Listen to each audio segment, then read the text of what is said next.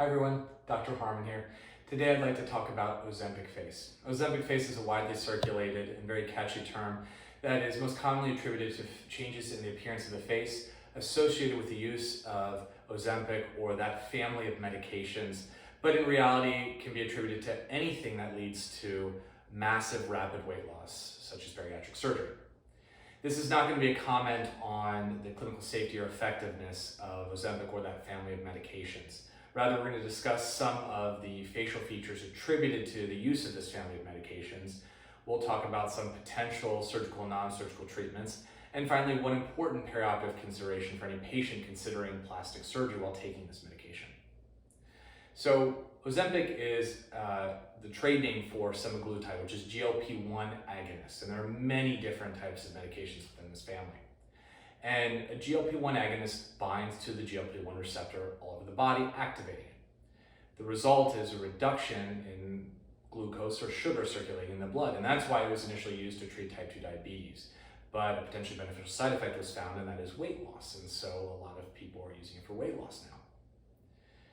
The potential changes associated with massive rapid weight loss include things like loose skin in the face and neck, loss of fat volume in the temples and cheeks, and more prominent folds in the face, including the nasolabial folds and the marionette lines.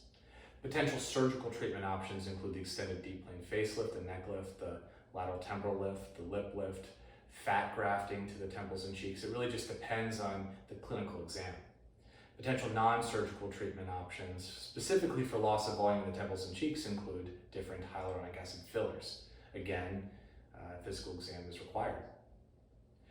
One important thing to consider perioperatively, meaning around surgery for these patients who take such medications, is one of the mechanisms whereby they are effective, and that is delayed gastric emptying.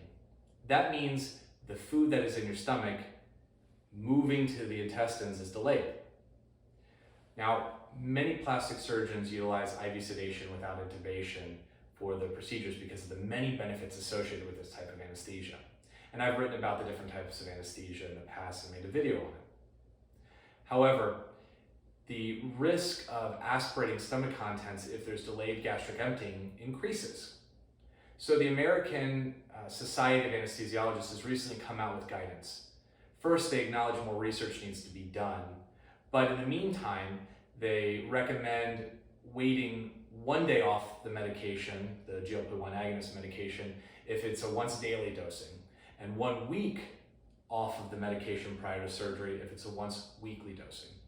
So that's why it's important as a patient to go into detail about what you take and how often you take it to your surgeon, because this is an important perioperative consideration.